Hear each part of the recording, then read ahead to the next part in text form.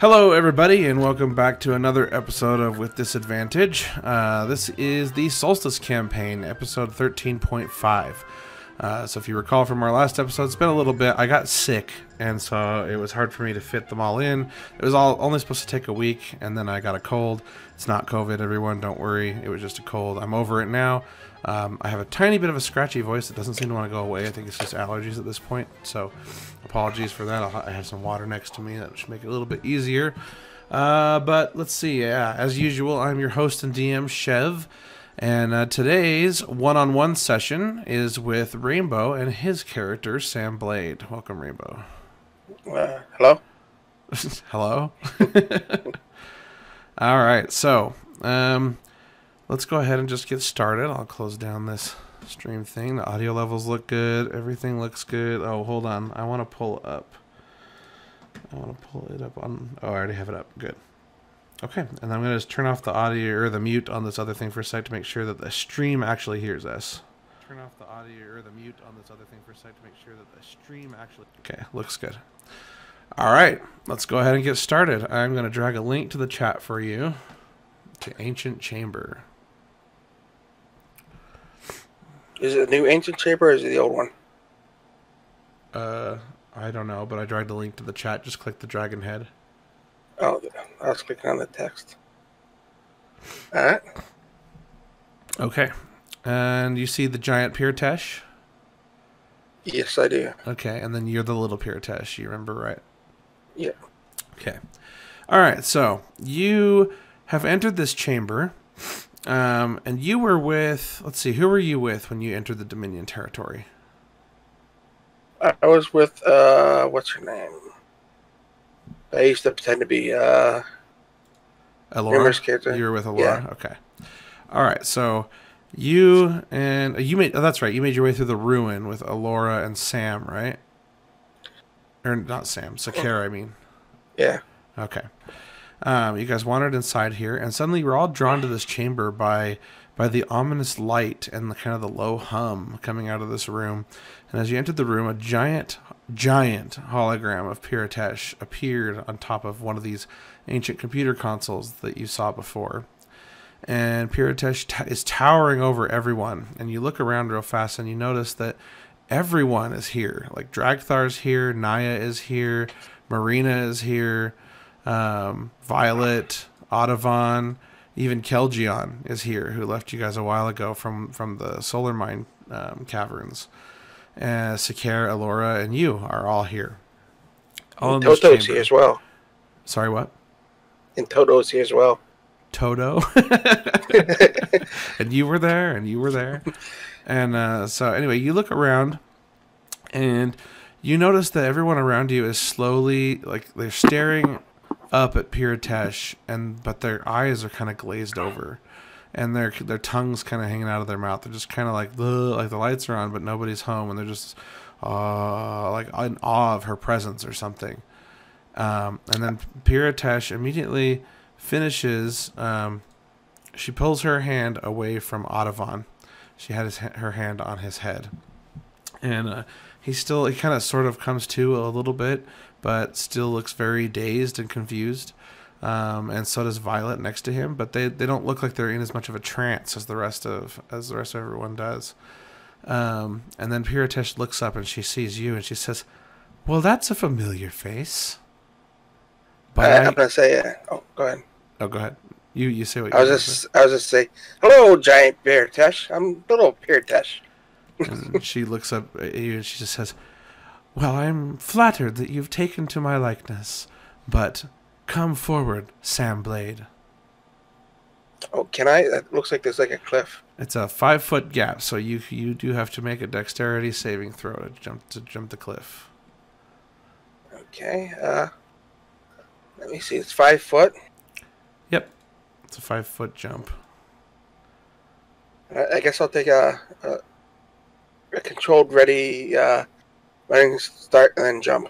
Okay. And then we're going to go ahead and make a, well, not a dexterity saving throw, a dexterity check. Or acrobatics check, actually. Acrobatic? Yeah, my brain's not all here today. I apologize. I rolled it for you. Okay. All right, an 8. So you do make it. The difficulty was not that hard. You jump, you barely make it across on the other side. Almost your feet kind of hang off the edge. You slip, and you have to right yourself, but you're okay. It looks like there used to be a bridge there, but the bridge is no longer. And then you walk forward to Piritesh, right? Yep. Okay, and she says, "I am going to give you a memory." Is it a dirty one? She says, "It is a memory of your own ancestors. Your genetic memory is stored within you, and I am going to unlock it. This will help you explore yourself and unlock powers you never knew you had." And she puts her hand on your head, and suddenly your mind kind of goes blank. But then she pulls her hand away, and she just says, she like gasps a little bit, and then she just says, "You are a unique one. Do you have memory of how you got here?" No. "What is your earliest memory, Sam?" Living in a town with my wife. "And that's your earliest memory? You don't remember getting married to your wife?" Oh, yeah, I remember getting married, yeah. Okay, so what is your earliest memory? Earliest memory in your entire life? Walking in that town. Walking in the town where you met your wife? Yeah. How old were you? Do you know? I think it says on my notes, but I'm not sure. But your earliest memory is of already being an adult. Yeah, I think I was about 18. I've never encountered a humanoid, a person like you before. This is quite interesting. Let us see what the process yields for you. And then she puts her hand back on your head. Do you let her? Yeah. Okay. And then your mind goes blank, and you can close that map now. Okay. Let me get out a little map here to sketch on. I want to try just creating a new map and see if this program handles it okay. Let's see, create an empty blank map. And then I want to put a grid on it. There we go. You think this is easier to do improvise maps with, or the tabletop simulator? Oh, improvising maps on tabletop sucks. Oh, it does? Yeah, because, yeah, because you can't adjust the grid size very easily. The measuring tool kind of sucks. You basically have to find an image and import it into TTS, whereas in here, all I had to do was create a new image, and it already has the tools to create drawings and grids and stuff.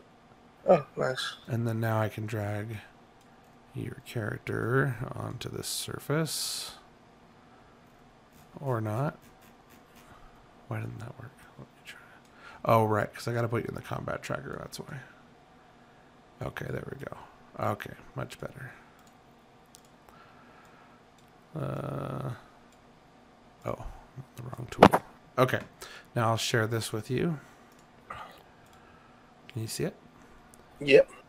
Okay, you see your token? Yep. All right, let's do a little bit of drawing here. Okay, so, well, no, let's not draw yet. We'll just leave this open so we have it. You find yourself at a conference, and you look down at your arms, and you notice your arms are transforming in color. They're like a normal kind of pale humanoid skin, and the skin you're used to. You emulate a lot of different appearances, so I'm having a hard time, like, whatever's normal to you is, I guess you don't really have a normal, do you?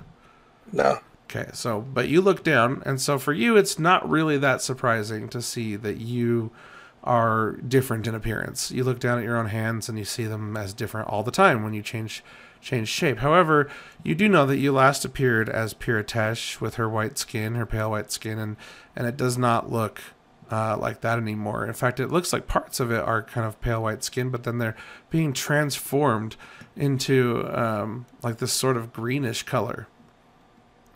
Almost like you're transforming into some sort of scrawny version of the Hulk. and it hurts. Your arms are hurting, and then you look up around you, and you're in the middle of a crowd, and it takes you a second to realize, but everyone's freaking out. There is swirls of colors shooting forth off of this stage in the front of the room, and there are people on stage kind of running around with these weird devices, not knowing what to do. And then there's a bunch of people down below the stage, dressed very nicely, nice gowns and suits and everything. And you look down and you realize that you are dressed in a nice suit, and you even have a monocle on your face. And you're kind of standing. It's like standing room only. There's no seats in the audience. You're just standing everywhere, but there are like little cocktail tables and stuff around. You're leaned up against this little cocktail table that's standing height, and you have a little glass of wine next to you, a plate of half-eaten food, and suddenly the table goes flying over, gets knocked over as three people come running past you. One of them is a normal humanoid. They look like a normal average-sized humanoid. They look female, but they have a different appearance, a kind of a taller, lankier appearance than you're used to, almost resembling sort of like elves a little bit, but not a ton. They mostly appear human, just with some odd colored skin on some of them, and then the rest have normal human colored skin.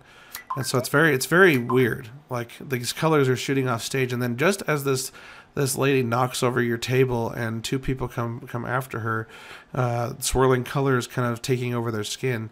One of the non-colorful looking people that doesn't have the swirls of color, there's green, red, blue, like these swirls of color all over on people. The different people are like one color is taking them over.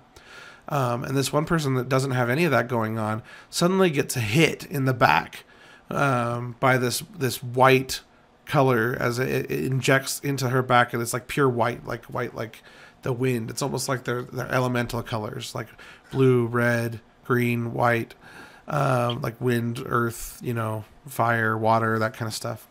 Mm-hmm. And she's hit with this white energy, and it enters her body, and her skin immediately starts transforming into this like sort of albino pale color, and it almost looks like Storm from X-Men as her skin starts to take over. Another person gets caught by red energy, and their skin catches on fire immediately, and the fire almost like burns its way into their skin and into their body as it takes them over. And you have been hit by some sort of green energy, and your body is transforming into this sort of greenish color. And everyone's running for the exits on this big building, and you realize it looks like a giant conference room, very large room. And you see that a bunch of people have dropped these like devices they're holding, these mobile devices. As a player, you would know them as some sort of smart device, like a phone or a tablet, and that people are dropping them. There's one right on the floor next to you that you notice at your feet.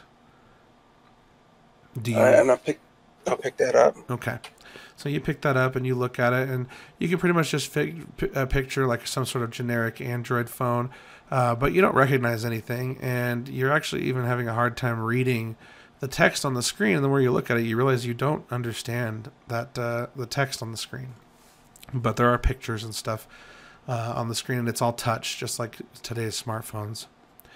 And a torrent of water spews forth from the stage, and then you notice that all of this elemental energy is coming from one focal point on stage, and it's hitting everything, hitting the structure of the buildings, catching it on fire.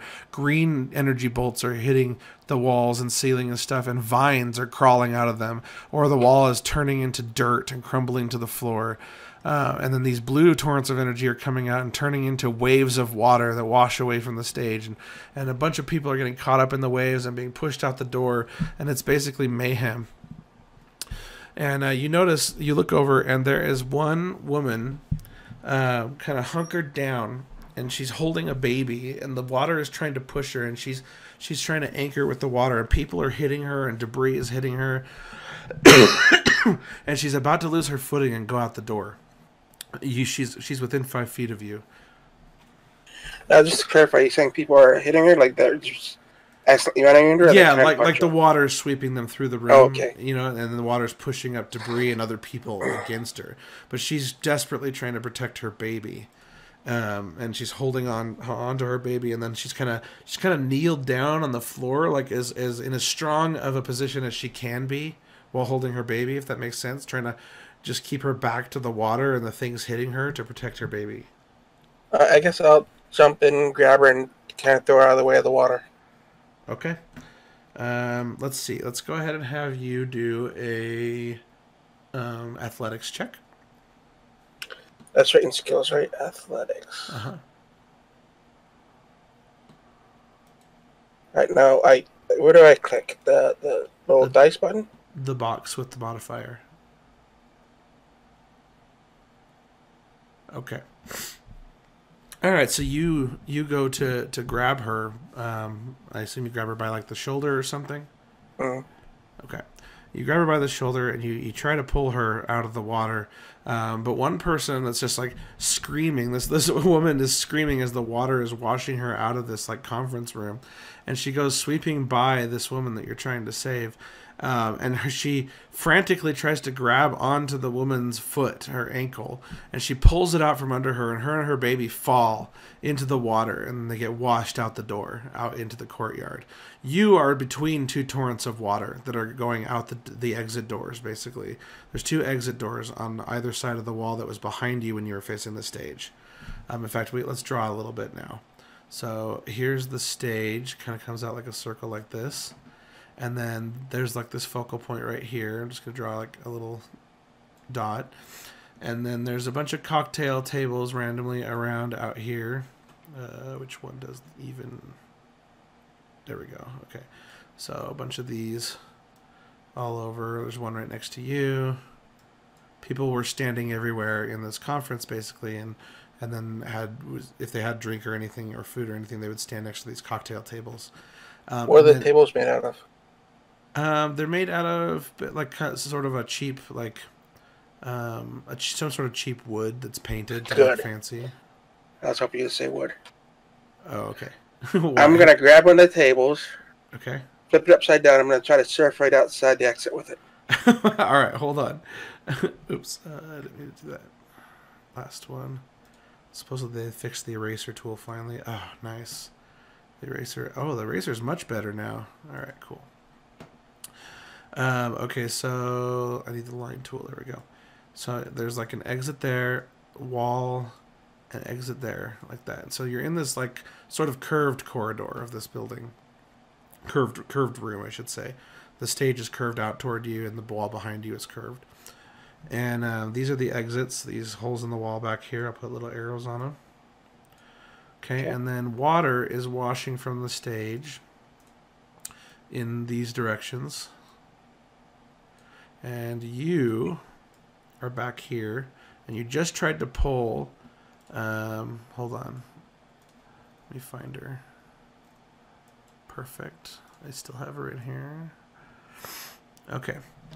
So you're trying to pull this woman out of...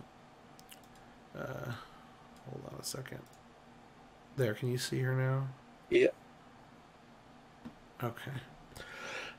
And then she got washed out the door along with a bunch of other people.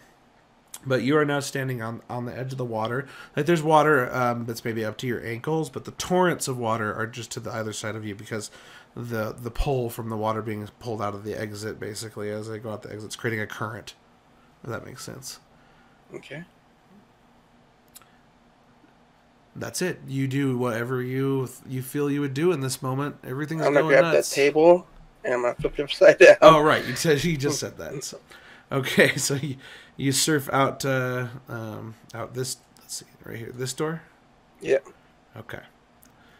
All right, so you come out this door, or you come up to this water right here, and you pull this table, and you put it on the ground, or you put it. I guess, are you gonna jump on the water and then put it under your feet as you land on the water? I'm gonna put the table out just in front of me. I'm gonna jump on it at the same time. Okay, I'm gonna have you roll a dexterity check, or excuse me, an acrobatics check. Right, dexterity. Once for jumping to land on your board, and then another one to ride the water without falling. Is that in the main?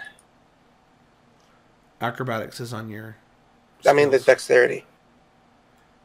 Acrobatics is a dexterity check. It's a form of Oh. one. So you said athletics and what? 2 athletics checks. Okay. All right. So you were able to jump up and put this table underneath you like a surfboard, and you go flying out the door. And as soon as you get out the door, it goes. You lose your balance, and it goes flying out from underneath you, and it goes flying through the air like a frisbee, and you like fall on your back, and you kind of get washed out into this courtyard. So let me move the camera down a little bit out here. Okay, so this woman and her baby, you see her kind of washed out into the courtyard. Where's my tool at? Okay, so there is a sidewalk that's going out like this. Okay, oops, hold on. And then same for this exit.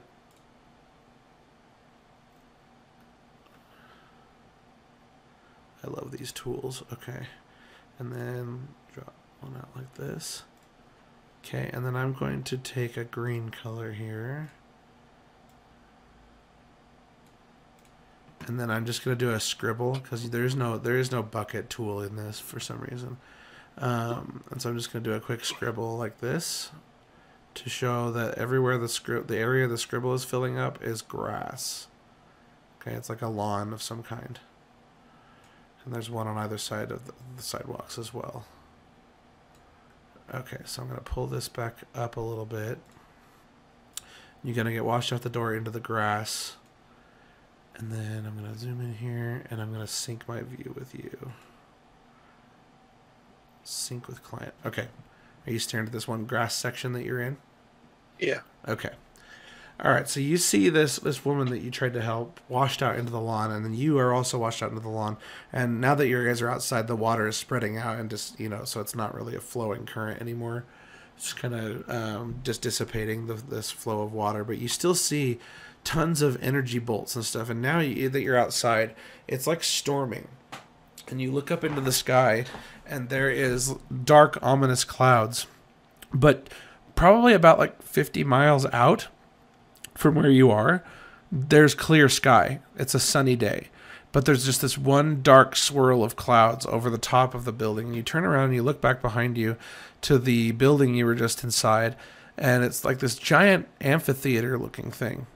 Like this giant auditorium convention center, basically, type of thing. And on the front of it, you just recognize in common, it says the Observatorium. And above it is this weird swirl of weather, dark clouds and stuff kind of swirling overhead and kind of forming a sort of tornado that goes right down on top of the conference room. Almost like that the bottom point of it would be swirling up and out from that point on stage when you were inside. Okay, and then you look up this direction and you see that your table that you surfed on has gone flying through the air. And you're watching as it flies through the air, and in just behind where you're looking over in this direction, you can see, let me find a generic token real fast. Let me use a search. Uh-oh. Don't freeze. It's searching through like all the tokens, so it's taking a second. Okay, that works. Let's see. We'll use this guy's token. And he's going to take up a bigger space.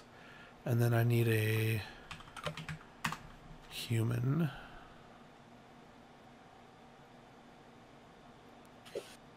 Okay. Let me find a good one here. That kind of looks like a goblin holding a rolling pin. I'll describe him in 1 second once I can figure out a good token for this other dude. I guess this works. Okay. So there is there's this dude over here, and he's kind of been washed out, and he's kind of delirious. He's trying to stand up, and you see this dude, and then you see behind him that this golem, this big golem-looking thing, and probably more picture like a construct from World of Warcraft, like if you're in the Blood Elf starting zone. You know those like weird robot dudes that are made of crystal that walk around in that area? Yep. And their kind of upper half floats on top of their lower half. That's what this guy looks like. Very similar to that.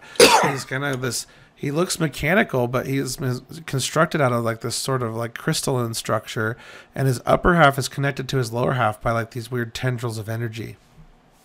And he turns around and he sees this dude kind of flopping around in the field, and this golem immediately runs in his direction, starts running this way, and then you watch as the table piece flies through the air, and this dude finally just stands up and realizes that the golem is chasing him, and he goes to run, and your table hits him in the head and knocks him unconscious on the ground. Poof, ugh, and he just falls face first in the grass. And then you hear off to your left, as you're looking at him, you hear this woman scream, "No! Beck!" And she stands up holding her baby. And as she does, you get a good look at the baby because the cloth on it has kind of peeled back a little bit, and the cloth is like this sparkly blue color, and you get a look at the baby, and the baby had clearly been hit by some sort of blue energy, and the baby has turned blue. And then you get a look at her, and you notice that this woman that you tried to save has basically turned completely red, like this orange-red skin color. She almost looks like her hair almost looks like she's on fire. So the fire element has basically like taken over her. And you watch as this dude gets knocked out, and she goes running to try and stop him, and this golem comes running after him. The golem gets up to him, and you watch as you realize the golem is actually not after him. The golem is just after something behind him, and he's laying on the ground unconscious, and the golem just steps on this guy and just squashes him. And then he runs over the human and begins to chase this woman, who runs off this direction, and it starts to chase her. And you're now on your feet and free to act. Okay, do I still have shape-shifting abilities? You do. Alright, I'm going to change myself temporarily, so you don't have to change the token to the lady that just ran off. Okay, I can. It's easy to change your token. There you go. Now, do I see a rock near me? Yes, actually. So there are decorative rocks like that that form a bench almost, Well, and then there's some pebbles around it, like some I'm smaller looking stones. more like something to toss. Yeah, around this rock, there's like some fist-sized stones. I am going to take a stone. I'm going to hold one like I'm holding a baby, and I'm going to take the other one. I'm going to chuck it right at the robot thingy. Okay. Let's see. So he's about right here and chasing her, and you're going to try and chuck the stone at the golem. That's about 15 feet. Okay. Go ahead and make me a athletics check.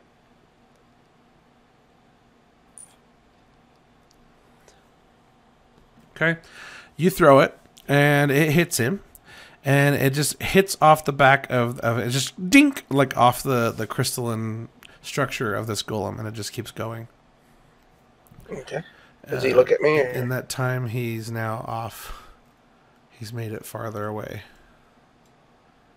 Does he acknowledge that I hit him or anything? Nope. Didn't even turn around to see what it was. Let me look at my spells.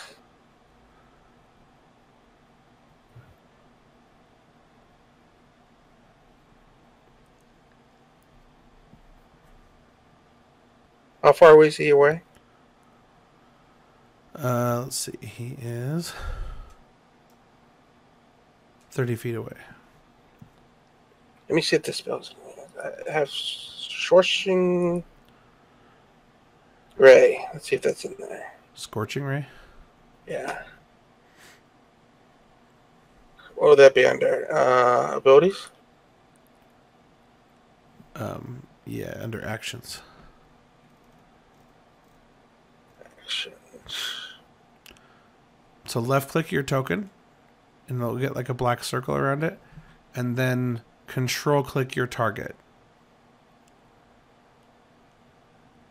Control. There you go. Now you have it targeted, and now you can use the buttons next to Scorching Ray. Scorching Ray. That's a level 2 spell. So what do I do now? Is it the red button or is it the... You do the first one first to see if you hit. Okay. It's attack and damage. Okay, that's a hit.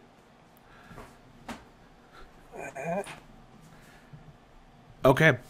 All right, so you you want to describe what the ray looks like actually?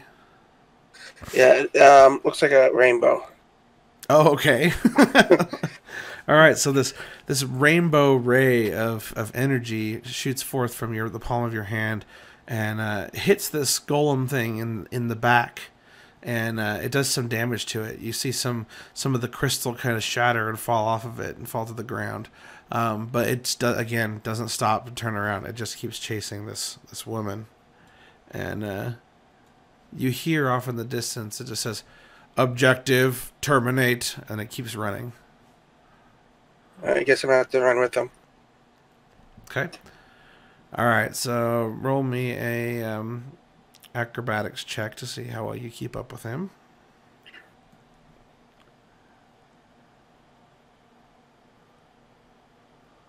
Okay, all right, so you're able to keep pace with him. He's running at a full-on sprint, and so is the woman he's chasing. But eventually, let me get the tool out again to draw here. I'm going to make this black.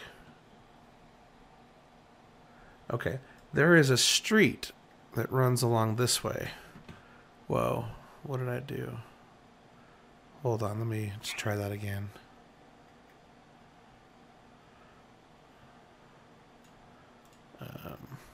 Like this. Okay. So there is like a tree line that runs right here. It's like a 10-foot tree line. I'm going to put some circles in it to denote the trees. Okay, so, and they're like evenly spaced out as they go down. Is it like a tree every like 10 feet?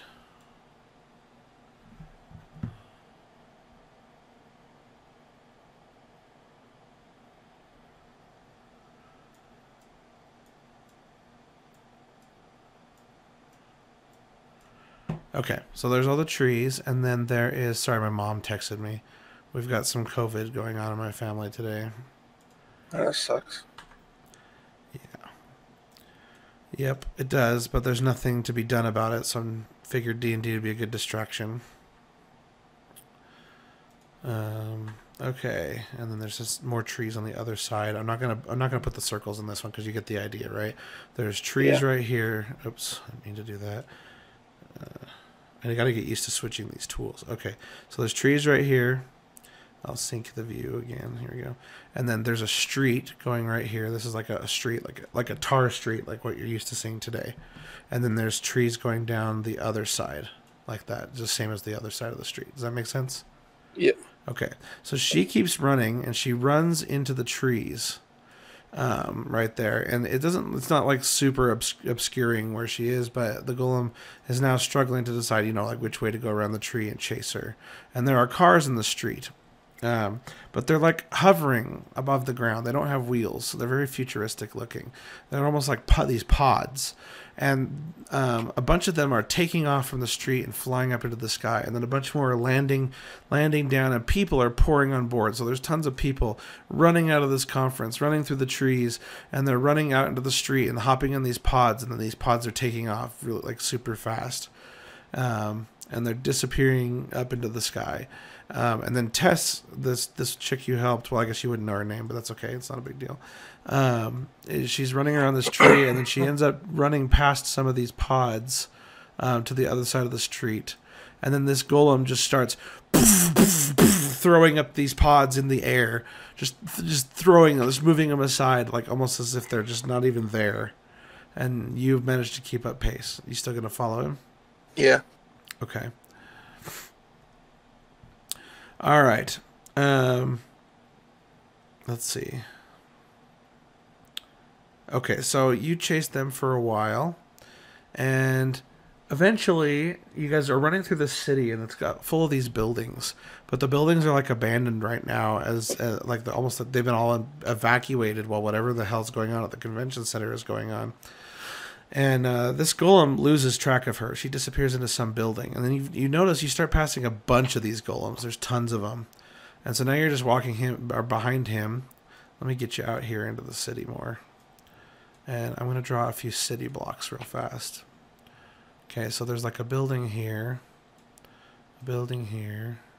small building here, and then, let's see, a larger building here, and another small building here, and then there's a really large building here, and another pretty large building here, and here, and then we'll draw more as we need them. Okay, and then you run out here, and this golem is just patrolling along the side of this building here. And I'm going to take Tess off of this table because you don't know where she is either. And then it's slowed to like this more, and it's just patrolling now. It's just looking around. And it's just,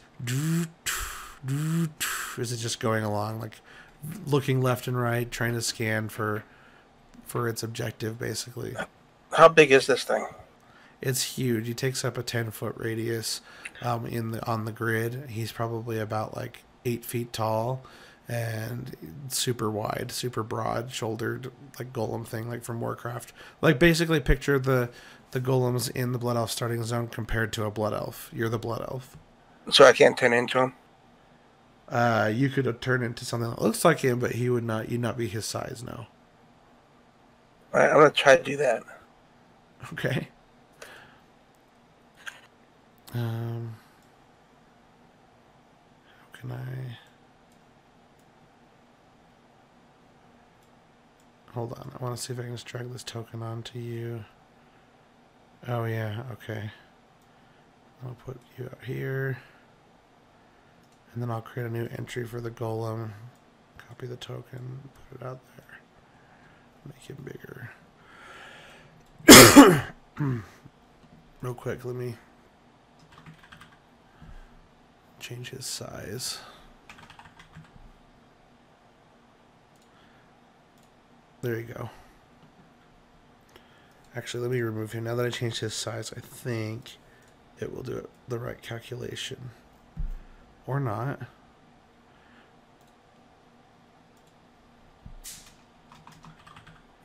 Whatever. I'll just keep it as large.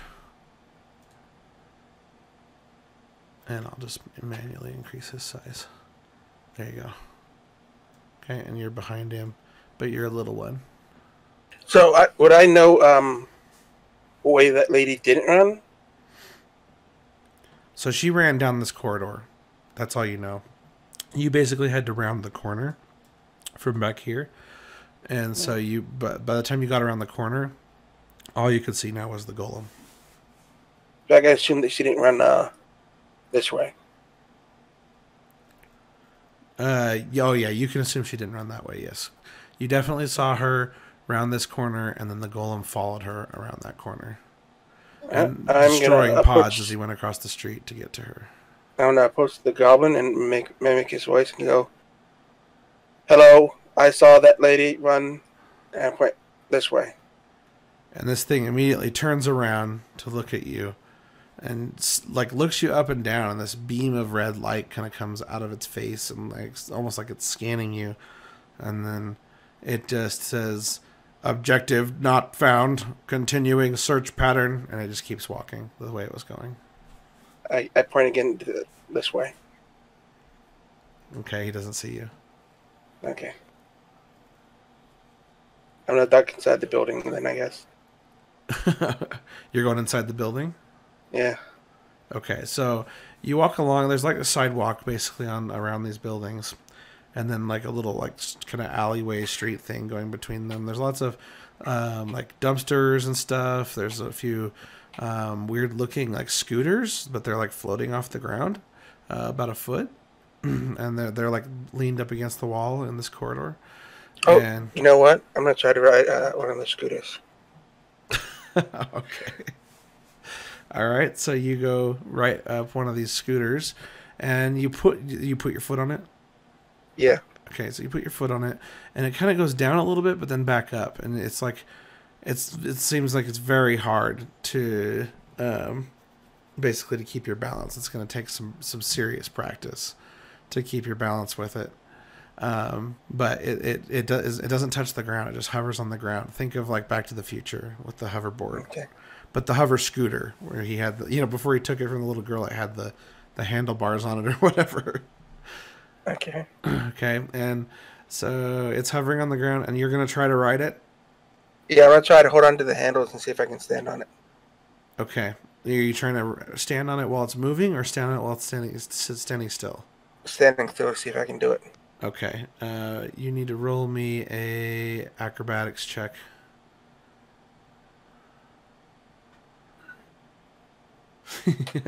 You're able to stay up on it for a little bit, but then you go falling off. Okay, I'm gonna give up on that. I'm gonna turn back into Paratest and go inside the building and see what's up. Okay. Yeah, so that was a super high DC because you were trying to stand. Have you ever tried to stand on a scooter and not have it move? Like a two-wheeled scooter? Like it's really hard for it to not tip over while it's standing still. That's why it was so hard, just so you know. That's all right. Okay, so you're going to try and go inside the building again? Yeah. Okay, so... Well, as Paritesh. Oh, as Piritesh? Okay. Hold on a sec. I don't need anyone shooting at me. NPCs. Oh, while you're getting her icon out, could you change my default icon on the top left to the Paritesh? I don't have a portrait for her, so I'll have to do that later. Okay. In fact, you should probably just give me something else that is forever your default. Besides Paritesh? Yeah, because you're changing appearances. But, like, when you die, what do you revert to? I'd have to find something. Yeah, find me something like that for your portrait. Okay, hold on. I have to search for Piritesh because I apparently didn't create an NPC for her. So I have to search the token window. Well, it's on can I just drag it? No, it's one of my token suite. Oh, right. Okay, I forgot that I put it there. Thank you for reminding me of that. Yes, that's exactly what that's for. Cool. Okay, cool. All right, you are now back to Piritesh, and let me find a door here, or find the draw tool.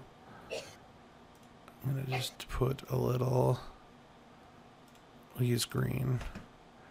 There is a set of double doors right here in the back of this building, and there's a dumpster on the left side of it there, and this whole back area kind of smells a little bit. Oh, I didn't mean that building. I meant the opposite building. Oh. That is a building, isn't it? You're trying to go in this building? This building right here. That's the one I entered the door on. Oh, okay, never mind, because he was pointing down. Oh, that was mine pointing down. Never mind, sorry. Yeah, that was your own arrow. Okay, so yeah, the set of double doors is right there. It's that green area I highlighted. Did you try to push on the door? Yep. Okay, it's locked. Okay, does it look like I can bash it open with the rock I still have? Sure.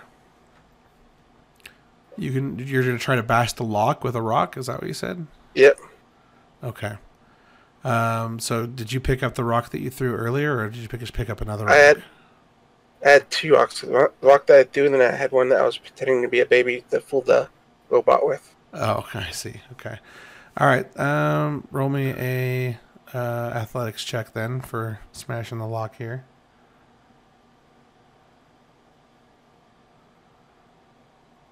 Okay, you smash this lock and the handle bends, and you go to smash it again, but before you do, it just like the handle falls out of the door, and the door kind of creaks open. All right, I'm gonna go in. Okay. All right, so you walk inside, and you're in like this back, like sort of kitchen area. There's like wash basins and stuff. There's a big tower of, like a big rack on wheels, and it's got like a bunch of dishes in it. Let's see what else. Everything's like made of stainless steel. There's big stainless steel like vents coming off the top of these weird looking stoves. And then on the opposite side of the room, this way, you see it turns less into kitchen and more of this like laundry area. It's like an industrial, like, you know, like a company's like laundry kitchen area. It's a big What kind building. of dishes? Well, you don't recognize them because you've never seen dishes like this before. Oh, I thought when you said dishes, I thought you meant like food. Oh no, like dishes, like on a rack. So like there's this big steel rack, and it has like these plastic shelving on it, and then there's a bunch of dishes in there, like like freshly cleaned. Okay, because you said something about a cart having dishes on it, so I thought you meant. Oh yeah, you were picturing like a food cart. Yeah, no, it's more like a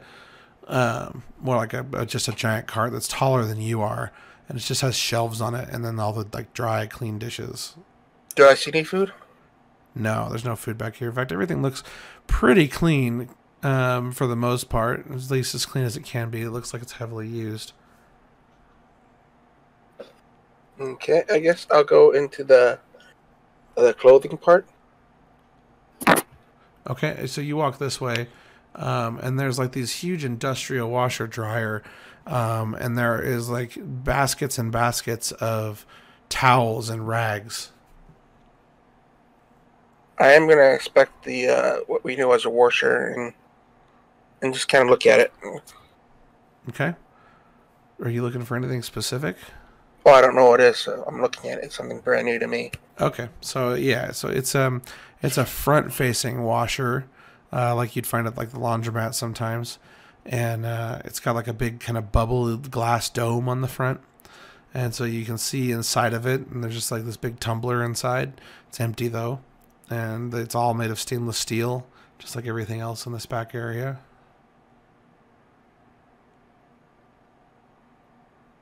Is there any washers with the lids on top? There's only one washer. There's a giant washer and a giant dryer. Does one of them have a lid on top? No, they're both front facing. Well, I guess I'll open up the door and kind of inspect it a little bit more. Okay. You look inside the washer, it's empty. You look inside the dryer, which does not have a glass dome. It just has a solid front door. You open that one up and look inside, and there's nothing in there either. It's just another tumbler, stainless steel tumbler. All right. I'm gonna make one of my own rows if you don't mind. Intel. Where would I find intelligence? What role are you doing? There we go. Okay, so my intelligence thinks that this is a bathroom, and I'm gonna go to the bathroom in one of them. Wow. Okay. All right. Number 1 or number 2? Number 2. Okay, so you're going to have to go. Wait, you rolled a good roll though. What did you even roll for? Just see if I could figure it out, and that's what I think I figured it out. So what would you have had to roll to figure it out? I'd have to say pretty high since it's a washer, and I have no idea what a washer is. You got a 19. Like, I feel like you did the roll for no reason. I figured I needed like a nat 20. But, okay, I guess I'll say that 19 figured it out. Okay.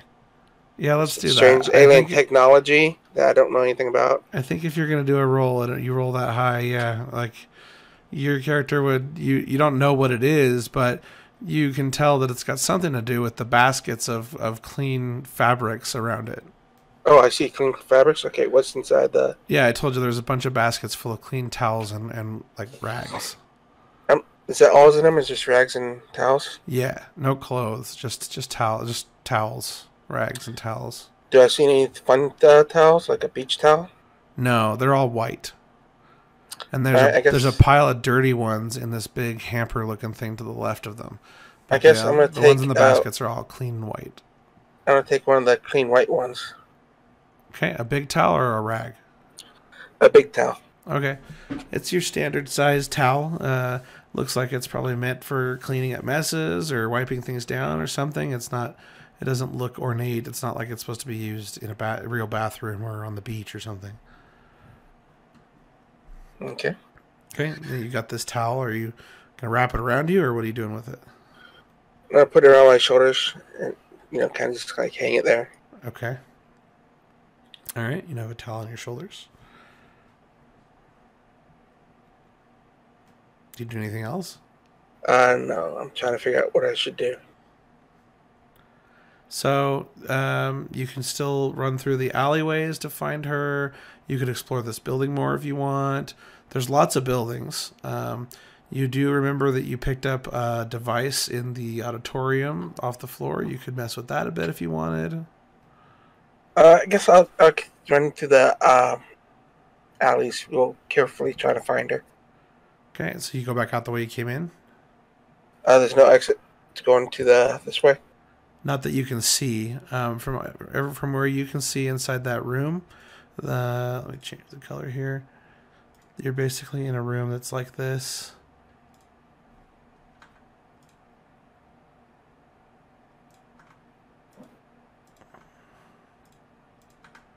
And then there is a door here, a door here, and then there's the door to the outside back there.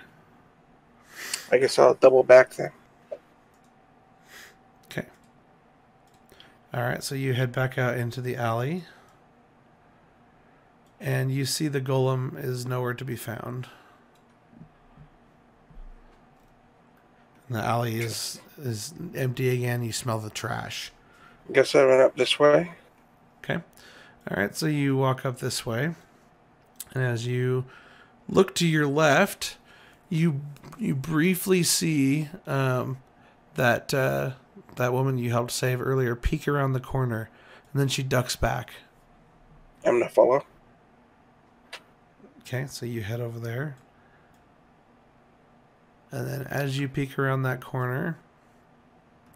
In fact, hold on, I want to try something. I think I can make this work from... Did that work? Let's see.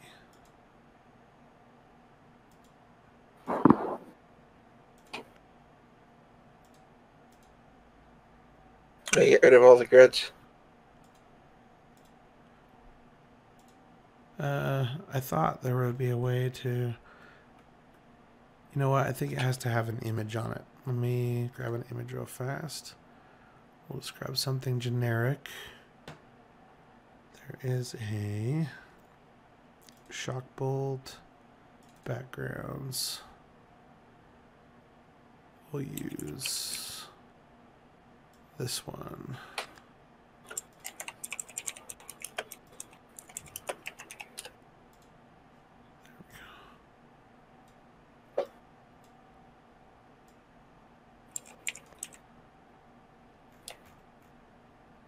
Okay, can you see now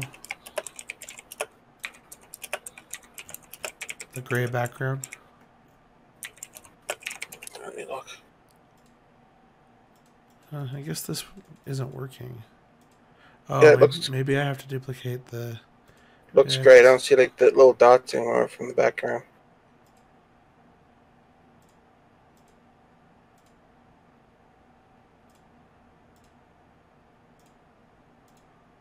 There we go.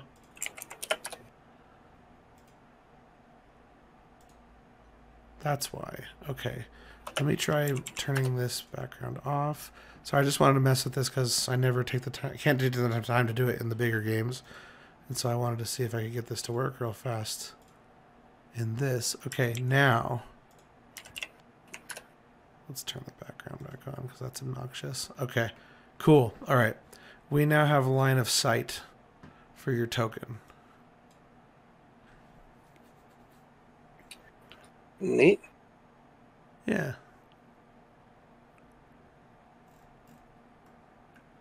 So Kind of looks like a drunk person tried to draw an arrow going up and down. They met together.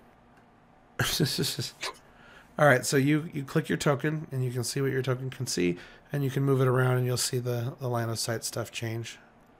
Oh, nice. So you go to peek around the corner, and you see Tess hiding behind a trash can. Her fiery hair is poking out the top. And then you look to your right, and you see the golem marching in the opposite direction, marching this way. I'm gonna duck behind her, and hide as well. Okay, and then she just says, "Who are you? What are you doing?" Who are you? My name's Tess. I'm just trying to save my baby from that thing. My name's Sam, and I'm just trying to figure out what's going on. Well, are you here to help me then? Yeah, as long as you're not causing all this problem, yes. Why would I be causing the problem? I have no idea who's controlling these columns. I don't know what's going on. And then just as you guys are talking, another golem comes around the corner here just into view and spots Tess and just says objective and starts running towards you guys. And then just as this golem is about to get up to you guys, everything fades to black. And you don't see anything anymore. Just don't feed those golems after midnight. Okay, I'm going to turn off this now. And I'm going to remove all tokens. Let's see, how do I do this? There we go. Remove all lines. All right. And now you are going to, let's see, let's get your token out there.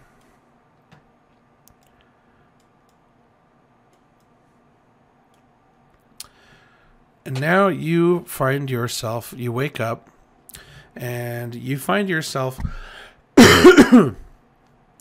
outside in this like weird dirt parking lot, and there's a bunch of covered wagons parked in the parking lot, and there's a few people walking through the parking lot. They look human to you. They are walking up to this big building. So let me get a little bit more drawing going on here. Okay, so there is this big building up here, probably about like that big. Okay, and then there is a parking lot that you're standing in out here. Let me just draw that. And so it's kind of this dirt parking lot, so it's not even perfectly like put together. So that's why I'm not even drawing straight lines. It's not like a parking lot like you're imagining from modern day. It's basically just a sand lot, like this dirt lot, with a bunch of wagons parked in it. Some horses tied to posts and stuff like that.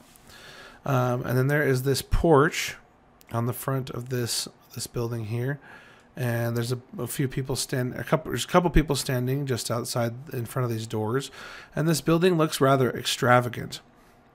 But then you notice off in this direction, let's see here, there's a little cart here, and there's a cart here, and these are open cart like wagons, like think of like a hot dog truck or something, like those little like food trucks that come and they open up the side and they serve you from out the side of it. These are like very haphazard, put together wood little carts that are similar. They have a little canopy thing that's open out in front of them, and then there are people inside selling various goods. And to know what they are, you'd have to walk up to each one. But then over here, you hear some yelling, and you can't quite see around the tree line there. Let me draw a little bit more here. And that's all you can see for now. And then let me get some green going on here, and I'll draw some trees. There's just trees all over.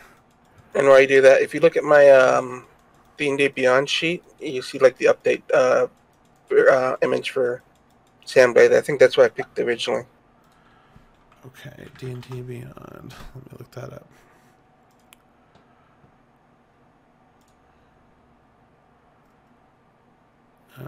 Oops, wrong campaign. Solstice. Sandblade. Okay, so is that your default appearance then?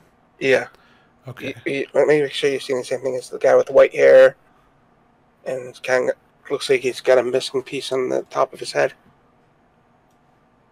Gotcha. Okay. I'm going to put that in there now. Fantasy Grounds, portraits, Sam Blade. Okay, and then I'll pop open your sheet. Come on.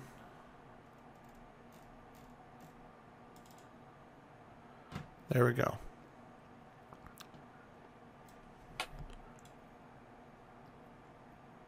Perfect. Okay. All right, so yeah, so you hear some yelling. I'm gonna go investigate.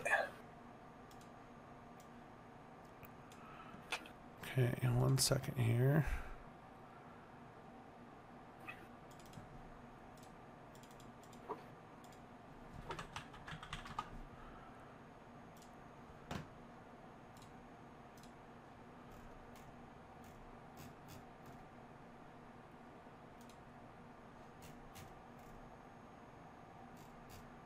Oh, what? Oh.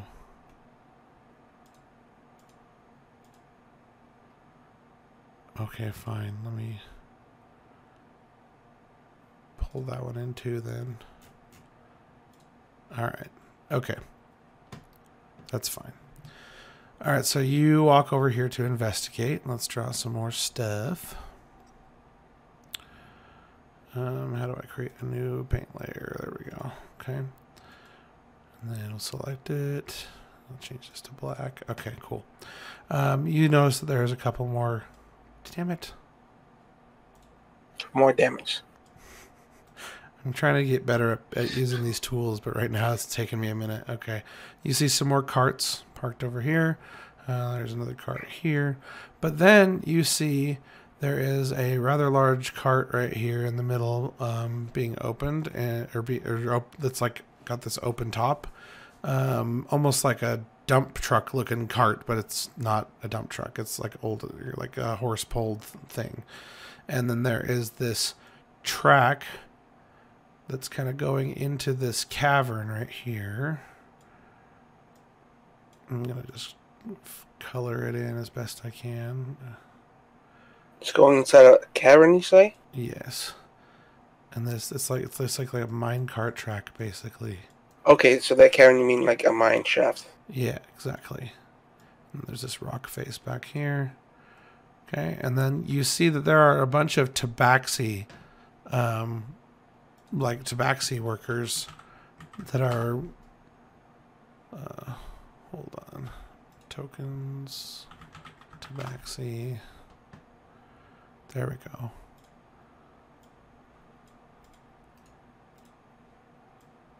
Oh my god, I hate this thing. Why does it keep doing that? Okay. And then we'll give him...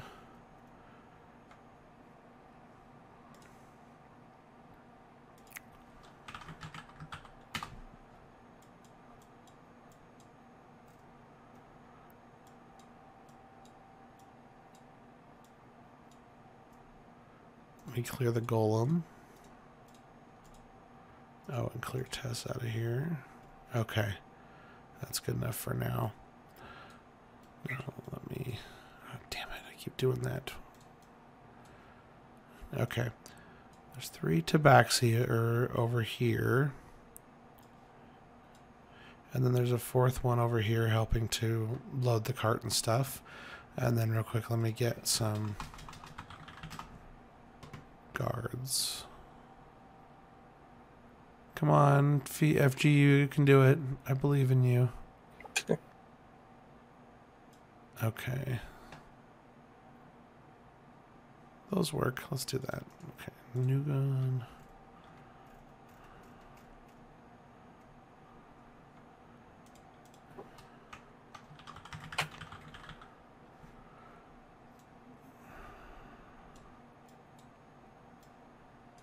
Okay. Open up.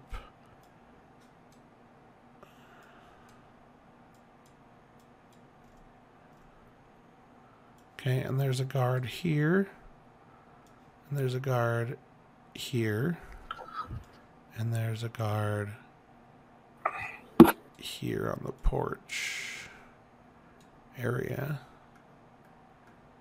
And then I think there's one more. So I had to look at my notes here to make sure I'm not misremembering any.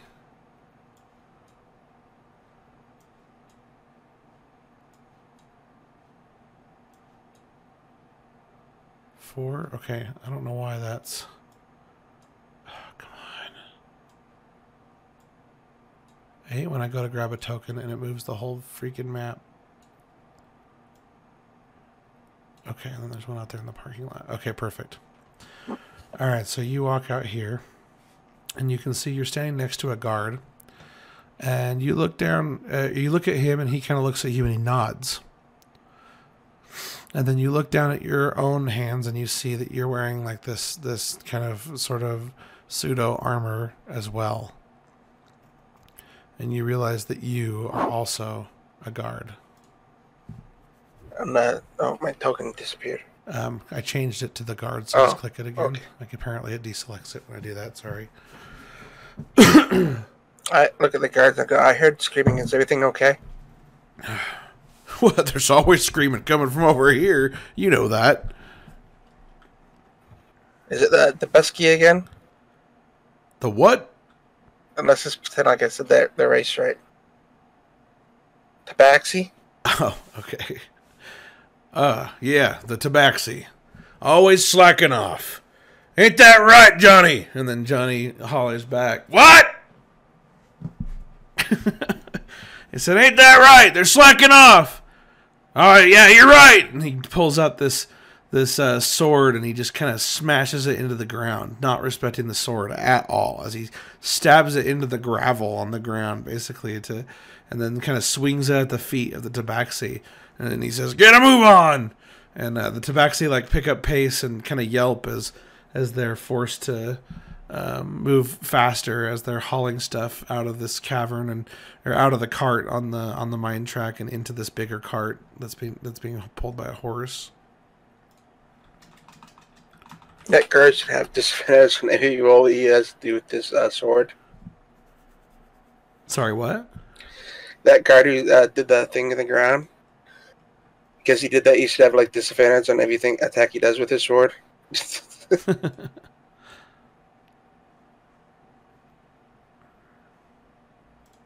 I'm gonna walk over, I guess, talk to the Baxi. Okay. All right, so go ahead and move your token wherever you would walk to. Okay.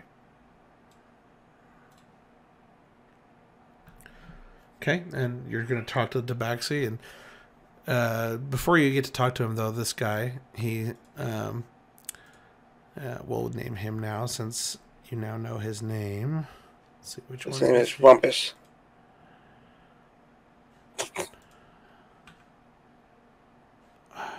Damn it, hold on.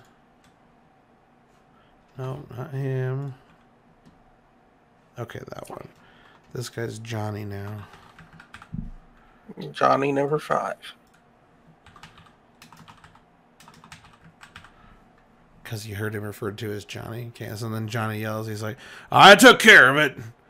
Don't worry about it, Axe. I'm gonna look at the Baxi and look at him and go, why don't you show these Tabaxi how it's done?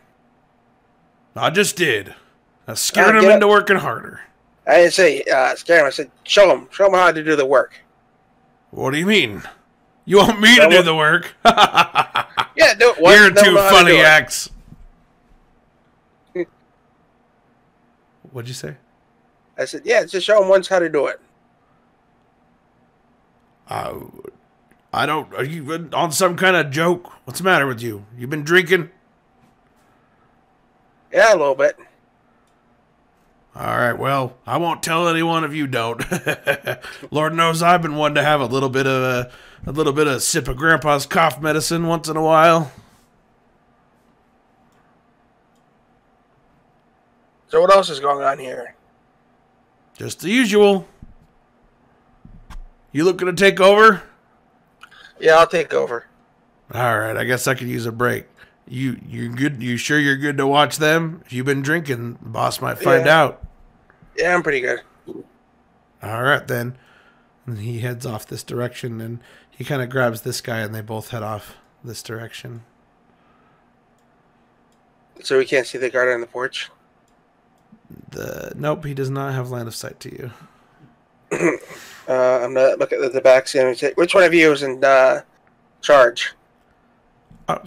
None of us are in charge, sir. You're in charge. You're in charge. Which one of you is the head tabaxi? The head to none of us are. There's no hierarchy here, sir. We're working as fast as we can, sir. I promise. And you said that this is a horse and a buggy? Yeah, it's like a huge cart. In fact, I should duplicate this horse if I can. It's fine. Just pretend there's two horses in the front of it.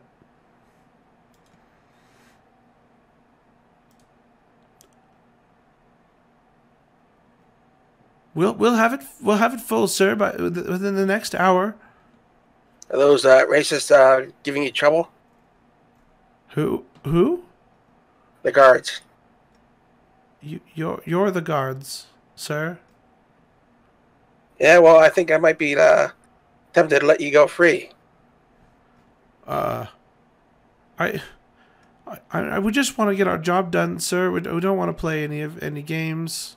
Like, we're not trying to hurt anyone. So you're not aiming to get free then? Well, of course we want to be let free, sir, but you're not going to let us free. We both know that. Oh, I will. Very well. What game are we playing today, Mr. Axe? All right. So, do you know any place that you can go that you can be safe? No. Mind you can take this cart? No, sir. I don't know any place I can go. Or do you know a place you don't want to tell me that you can go? No. That is a tough one. You need to find you a place to go. Roll a persuasion check. Persuasion.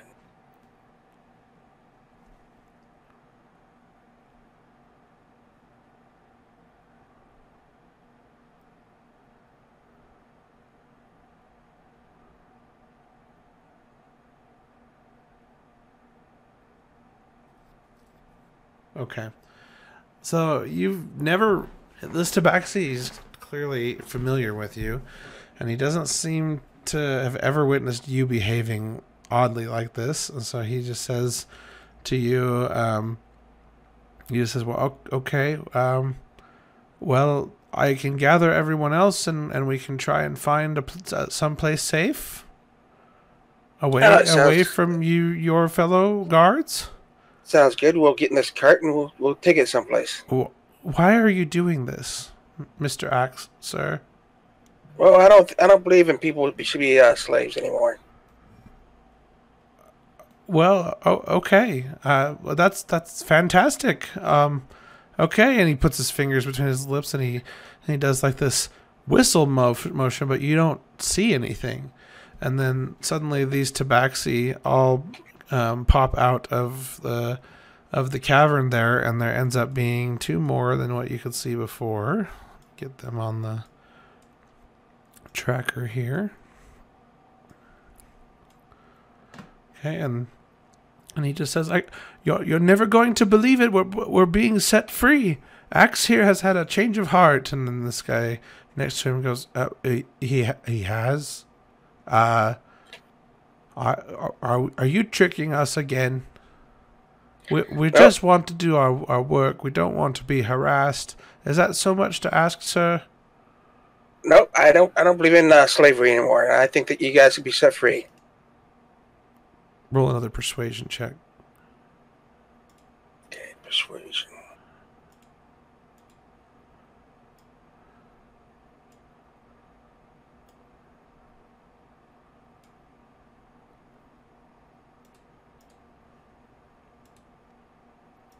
Okay.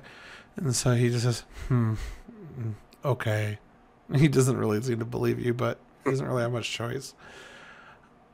So what should we do, Mr. Axe? Well, we gotta find a place for you be safe. You sure you don't know any place where your kind is? No, no, I don't know. I mean, we do know the mines, and the guards don't know the mines. We could hide there for a while, but we would need food, and I'm not sure that that would really get us anywhere, since they could just wait out here as long as they want. There's only one exit. Could you make it look like you went in the mines? How would we do that? Put a barricade up. Let's put a barricade up, and then we'll leave.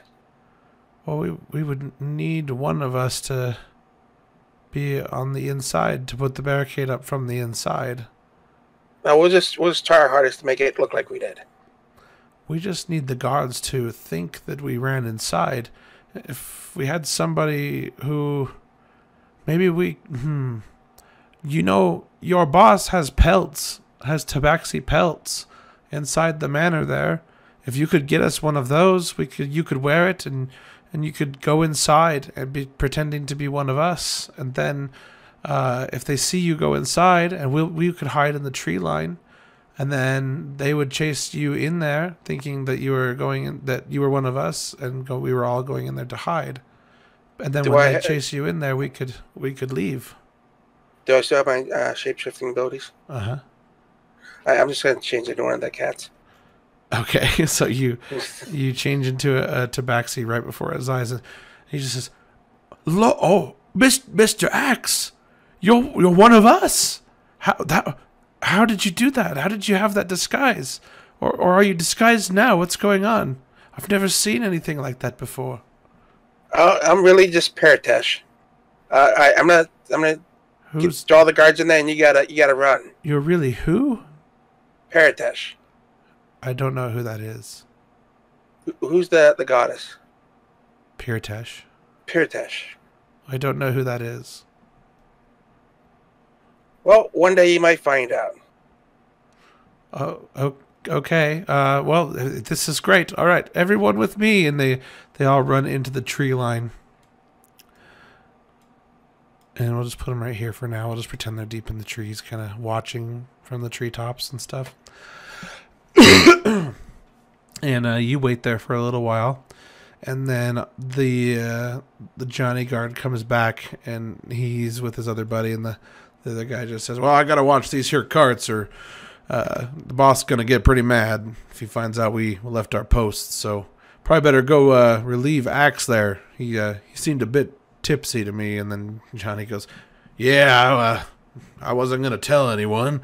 Don't tell the boss. You know, I don't want to ruin it for the rest of us." And then he starts to walk back, and he sees you, and he just says, "Where's the rest of you?" I'm gonna throw a stone at him, and I'm gonna run right into the mine. Okay, roll a acrobatics check. Athletics check, excuse me. Oops. That's fine. I think they're the same for you anyway. Okay, so you hit him right in the face with the stone. Just poof. Ah! You shit tabaxi! And he starts running after you, and you run into the mine. As I run into the mine, I say, "You'll never catch me, piggy." Okay. And then the three of these guards all come running after you into the mine. And you are... Do we need to draw the mine out? Or are you going to try and hide? Or what are you going to do while you're in here? I'm going to just kind of run in there and then change back into... a guard? Yeah. Okay. All right, so they come running in there, and they round the corner, and are you just waiting for them? Yeah, in fact, I'm going to look like I'm a little bit beat up. Okay, all right, so you transfigure a little bit to look a little beat up. And they round the corner, and they see you there with your hands on your knees, and you're out of breath, and then you look up at them, and you're beat up in the face. Do you say anything to them? I say, "Hey, guys, they hold up in there. They're gone crazy." The tobacco, where'd they go? They're down there, and they got a barricade set up, so I think you guys should sit here and wait for me to get the boss. All right, we'll go try it. We'll go investigate. Go get the boss. And I'm going to go out. Okay. What's up, the chefness? We're in the middle of an episode. Yes. That's why we're in the live stream channel. Oh, sorry about that. It's okay. And then I'm gonna go to the tree line. Okay. All right, and you go in there and you don't see anyone. I don't see the Tabasky. Nope, you don't see anyone. Well, yeah, actually, you know what? Roll me a perception check.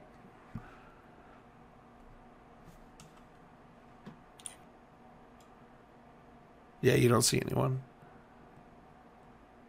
All right. I'm gonna go in, a little bit deeper in, see if I can. That changes.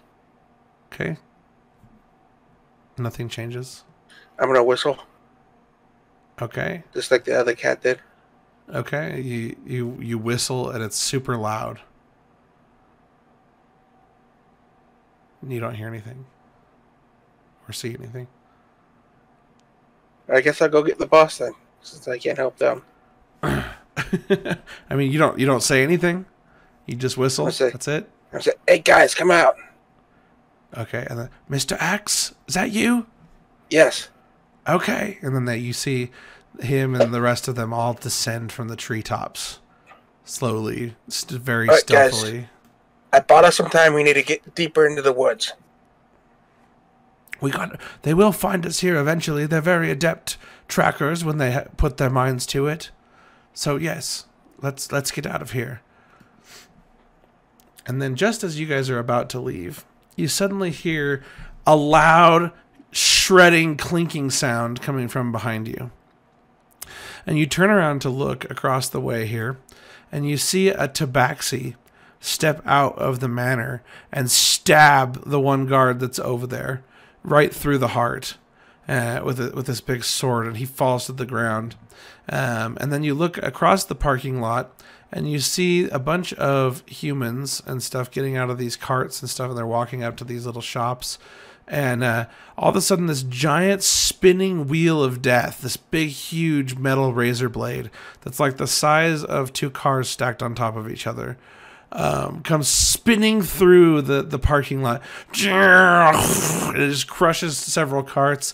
It grinds up a couple of the human patrons, and it heads for the tabaxi, and the tabaxi dives out of the way.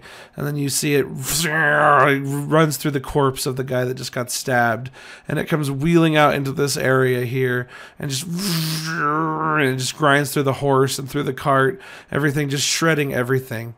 And then it kind of unfurls into a like this sort of dog-shaped looking machine of some kind, and it's like trotting around on all fours, and then two other of these dog-shaped things come running from this direction, and the one just says objective, and then they all start to follow it, and they head into the cave. I'm gonna cast a message on the cat that stabbed the guard. Okay. I'm gonna say, get to the tree line while you still can. We're gonna get deeper in the woods. Okay. All right, so you cast message, and you're unsure if he heard it or not.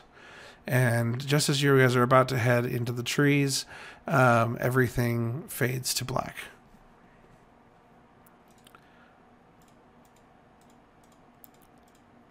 Okay, and then let's delete all the tokens and arrows. Okay. And now, next you find yourself, you wake up again, and you find yourself in the middle of a giant march. And I'm not going to draw this one because there's not a lot to draw. You find yourself in the middle of this giant march of humans, black and white humans. And you are one of them. You look down, and again, you're dressed in guard armor, except you're way more beefed up, and you're holding a pitchfork and a torch. And you're marching with all the rest of these humans dressed in armor and stuff. And there's horses pulling some catapults alongside you guys. There's some archers, a line of archers behind you. It's like you guys are marching to war or something, marching to attack something, and you're headed towards this farm field, and you see ahead of you that there is a giant wall, a huge barricade, And then the dude next to you, he kind of leans over and he nudges you, and he just says, "That wasn't there before. They've constructed that almost overnight." Maybe they had the power of alcohol. What? You all right, Ed? Yeah. All right. I think maybe you had the power of alcohol. No? Are you ready for this fight? Are you scared? No, I'm not scared. What are we fighting for again? What are we fighting for again? The elves. They're trying to take over our territory. They think they can just do whatever they want. Well, what are they trying to do? Do you see that man right there? And, Yeah. he points to this elf guy that's out in front of the wall. And he says, "Well, that man decided to farm this field that we're standing in, outside of the zone that we've given them. He thinks he can just ignore the rules, and now they're all going to be punished for it." That seems kind of pointless to me. Pointless? You're not a sympathizer. What's the matter with you, Ed? But what if I was to tell you couldn't farm a field? Well, I don't have a field. I just Well, if you did- I just follow orders. What if you Well, as found a you field and I should. said, what if you found a field and it looked good for farming, no one was using it, and you started farming, and then someone said, no, you can't do that? Who's going to tell me that? That's my point. He says say the same thing that you said. I'm not a dirty elf. What's the matter with you? What's the difference? Why don't you Elf, fasten human? your helmet on a little less tightly so we can get on with it, okay? Elf, human, we all want the same thing. You're not going to make me get the commander, are you? You're just pulling That my doesn't leg, matter to me. right? Yeah, sure. He eyes you. Roll a deception check. Deception.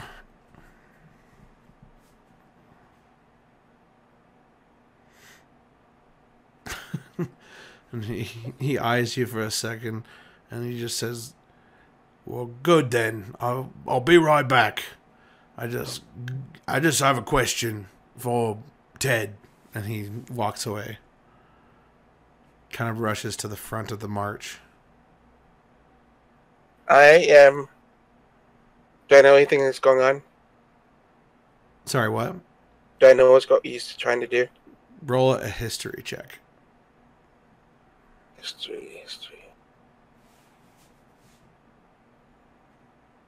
Okay.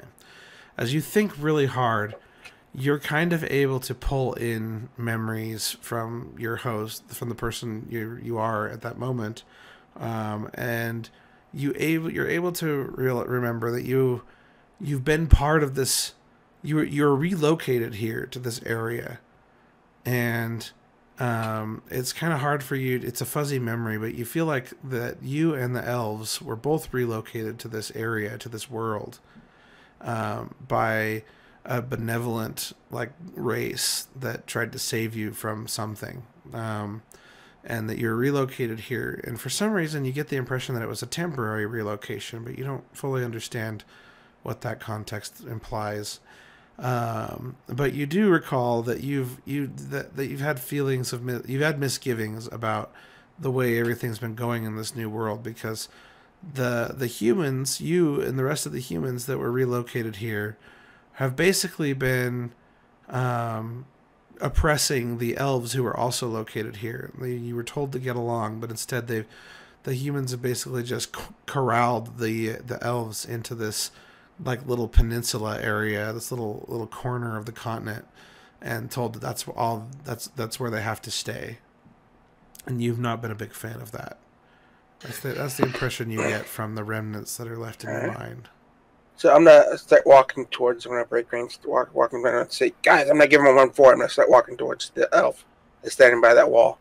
Okay, so you right now have to go about 30 feet out in front of the march. So are you really going to walk out in front of the march? The commander is in front on a horse with a big flag.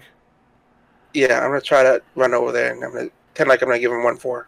Okay, so you walk in front of the march, and you just hear, "Hey!" You stop, I'm giving him 1-4, and I'm gonna continue. and the commander says, "Sympathizer! Is that?" And you hear the one dude. He's like, "That's him, and he just says, "Stop that man!" I'm gonna try to run. And then you just hear the one dude that says, "Ed, just don't resist, Ed." You gonna run? Okay. Yeah. Roll me a athletics check.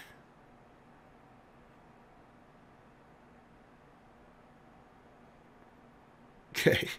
All right. So you run faster than you've ever run, and you try to get out in front of this area, but then you just hear as this horse comes clopping up behind you really fast. Just as he comes up, and you just feel the scruff of your shirt, your undershirt that's under your armor, get pulled up from behind your neck out the top of the back of your armor, basically, and this huge burly dude that you sort of half recognize as your superior officer picks you up off the ground and holds you out to the side, and then just carries you back.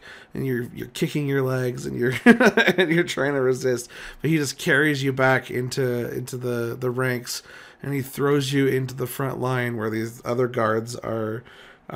These other troops are waiting, and they grab you, one from behind and then two on the side, and they hold you still. They hold your arms and force you to march. Can I cast Thunder Wave? You sure At can. level 2? You sure can. I think that's an area effect spell. Okay. That is going to hit about... So just roll the damage, because the damage applies to all of them. So go ahead. First roll to... is it a roll to attack? How does it work? Let's see. I think it's a Constitution. It's a save throw up. I'm not sure. Thunder Wave. Oh, you're right. It's a save. Okay. Let's see. It's a Constitution 14 save. So what I'm going to do is roll about... Let's see. So there's the 3 guards. And then... What's the radius on it? Oh, let me look again. Radius. Range says self 15 feet. 15 feet. Okay. So that's going to include, let's see, 5 foot feet. And that's going to you and the 3 guards. And then another 5 feet is going to be at least 1, 2, 3, 4, 5, 6, 7. Okay. And then another 5 feet is going to be 1, 2, 3, 4, 5. Okay. Yeah, that seems about right. All right, and that was a 14 save. Okay, so roll the damage for me. You have to fix it later. I'm going to have to do it manually because honestly on the sheet, Thunder Wave level 2 is 3d8. It's on action. I see level 1.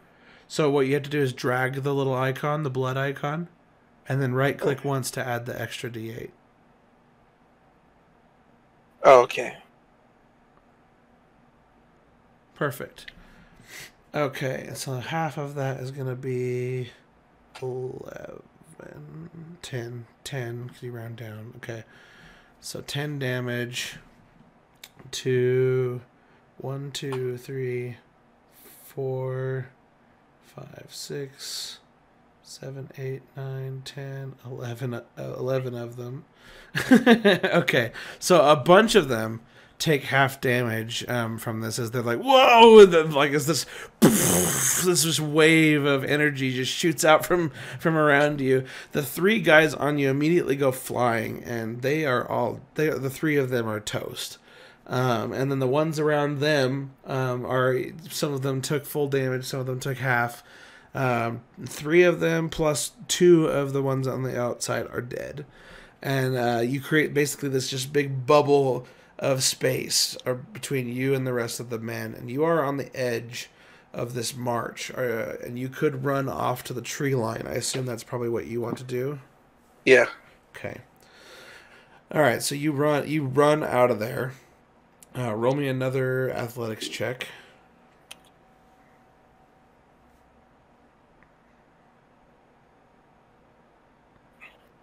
Oh, not good. Okay.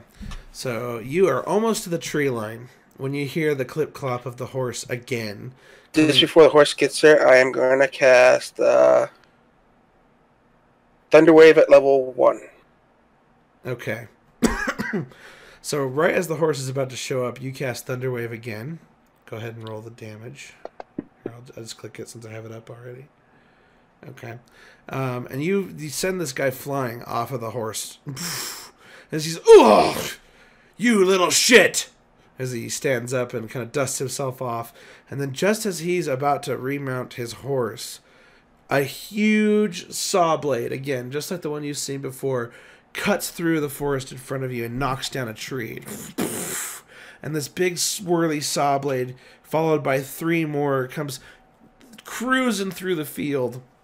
And they go, one of them barely misses you as it runs through right by you, as though you're not even there. And it starts cutting through the human army. Just one by one, just grinding it up. It's just this huge meat grinder. Body parts and blood spraying everywhere, and hair, and the smell is awful, and just the smell of death as this thing just shreds through the ranks. And then 2 more come flying out of the woods and run straight through that wall that the elves apparently erected. And they start wrecking everything on the other side, including the elf dude that was standing out there in front of that wall. It shreds through that guy just standing there. It's clearly not discriminating against humans. It's killing everything, including the elves. And they're just getting completely wrecked as these machines are flying around. And then this giant mechanical spider comes marching through the ranks of the humans and comes to the front. And then you watch as this one elf girl runs up to the spider and puts a some sort of pendant on the spider. And you watch as all the machines freeze. All the machines freeze in place. And the spider turns the red running lights on the spider, its glowing eyes, and some of the red hues and some of its joints and stuff are replaced by a green for a moment. As the machine begins to talk, and you hear it speak of a ship in a clearing nearby, as it just says, "Hurry, time, sure," and then the lights turn red again, and all the machines come back to life and start shredding everything again. And this you watch as this elf girl goes running across the field, and she. As she falls in this like ditch, and that's carved from one of the big spinny saw blades. And as she tries to get out of the ditch, she barely makes it out, but a machine takes her hand right off, just completely severs her hand as she goes running into the past the wall and into the tree line. I'm gonna follow. Okay, all right. So you try to follow her. But no matter how hard you look, you can't seem to find her. And you keep looking around, and then eventually you find a clearing. And in the clearing, you see a ship in the middle of the clearing. This weird... it looks very similar to kind of those pods that you saw earlier in your previous memory. That kind of take off into the air. And you see an opportunity that maybe it'll take you with it. I'm going to take the opportunity and... not going to miss my shot. I'm going to go right on that ship. Okay, you go right on that ship. And so the rest of this is basically just me telling you what happened. Okay, and so this whole thing is a little bit on rails just because it's a memory. You're experiencing memories. The ship takes off. The ship sits there for a while, and you just hear this computer inside saying. Please come aboard. You are being rescued. And it just keeps saying that over and over. And then you see a few more humans have managed to flee the battle and come up behind you. And you are... you guys are inside, and it says, "Please enter your cryopod." I enter. And then it pulls up in this pod, and there's like this bed inside. Okay, you just go straight in, no objection? Yeah. Okay, so you and the other humans get in this pod. And then before the lids close, you see a group of elves, including the girl who lost her hand, also make it aboard. And they go into a separate room with separate pods. And then the whole ship closes up and takes off, and you go to sleep inside these pods. Later on, you're woken up, and you wake up, and it's the girl, the elf girl. There's red lights flashing, and you just hear like an emergency alarm or something going off. And there's red lights flashing, emergency lights.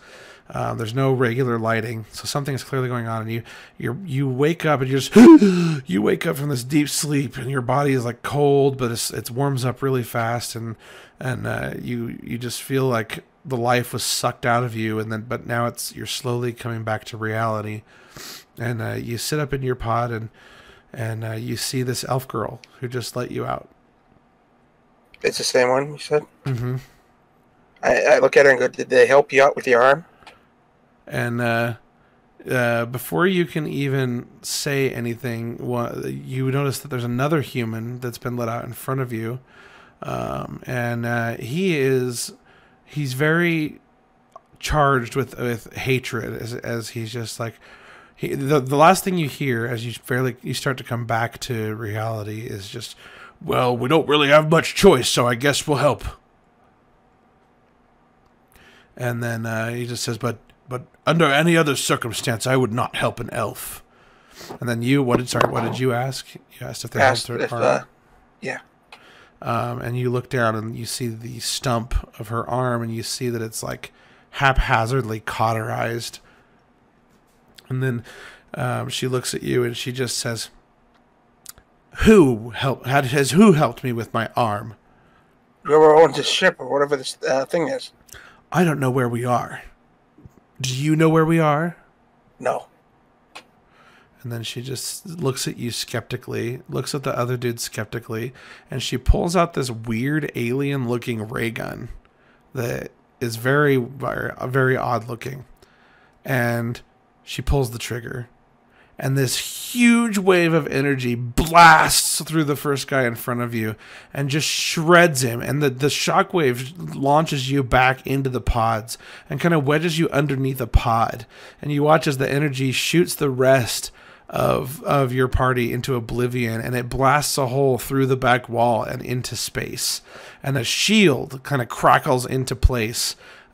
Before the wall, after the hole basically has a giant hole in it, a shield cracks into place to stop the rest of the air from being sucked out.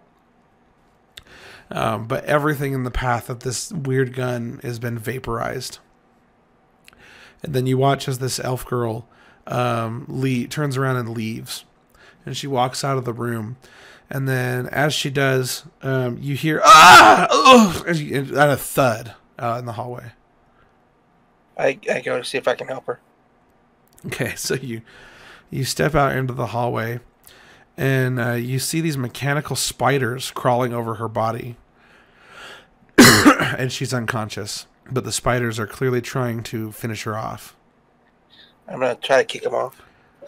Okay, well, like, what do you do? Do you use an ability, or you just kick them? You know what? I can summon my cannon, can I? Yeah, sure. I'm going to summon my cannon. Okay. Be a large one that walks. Okay. All right. So there's one spider on her face. Do you shoot it with the cannon? I'm going to shoot the one. I'm going to kick the one off her face, and my cannon shoot like the other ones. Okay. Find out what your roll is for the cannon's attack roll. I think it's probably a +4, honestly. So let's just do this again. Okay, so you kick the one off, and then the cannon hits another one. Is that what you said? Yeah. Okay, and pushes it off. And then there's one more spider that is on her. What do you do with that one? I'm going to try to kick that one too. Okay, so you kick these spiders, you punch them, you do whatever you can, and the spiders try to attack, like try to jump and attack you, but they've already been kind of beat up from their altercation with her and stuff, and so you were able to finish them off pretty easy. But yeah, she just lays completely unconscious on the floor now. I'm going to have the cannon protect us. I'm going to go back in the room and I'm going to try to wake her up. Okay, you shake her and everything and tries to wake her up, but nothing happens. She's clearly like super out of it. Okay. Probably has a concussion. I'm going to cast Cure Wounds on her at level 1. Okay. All right, so she's stable now, but she's still unconscious. Go ahead and roll for how much you heal her for. That's 1d8 plus 3. If you can just hit this button, it'll roll it. There you go. Yeah. Okay, cool. Yep, she's looking a lot better. Some of her wounds are healed, but she's not waking up. I'm going to do that this one more time. Okay. Again, she looks pretty good now, but it's clear you're having a hard time healing the concussion, or at least her brain just won't wake up yet. For some reason, she just won't wake up, but you can tell she's stable. All her vital signs are stable. I guess I'll just wait in the room until she wakes up. Okay. You start, as you're waiting around, you just hear, and this giant metal claw comes piercing through the hallway down from where you are, and it just kind of shreds through and scoops away a bunch of the hull of the ship, and then again another shield ripples into place, like holding in the atmosphere of the ship, basically. Did it fly out, or is it still there? What, the claw? Yeah. Yeah, so it's almost like there's something bigger on the outside of the ship, reaching in and shredding bits of the ship. And so this claw just came in and grabbed a bunch of stuff and then slowly pulled its way out of view. Okay. Because I'm just gonna. And you can just you can hear it. It's clearly like wrecking and shredding the ship from the outside. Guess I'm just gonna wait. You're sure? I guess we'll try to run away from the claw. I'll pick her up and run away from the claw. Okay, you pick her up. It's about half movement speed in order to go, but she's pretty light, so you're able to move. And you encounter another elf dude that is messing around in this weird looking cockpit area at the other end of the hall. I'm gonna go up to him and ask him if he knows how to get us out of here. And let's see, hold on one sec. Let me look.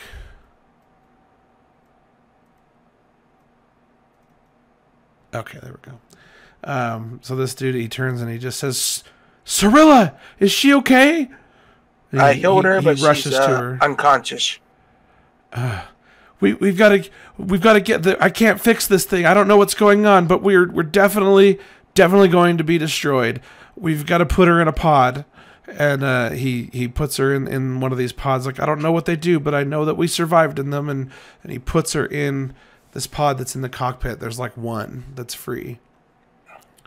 And he puts her in it, and then he gears everything, like presses all these buttons until this light turns green.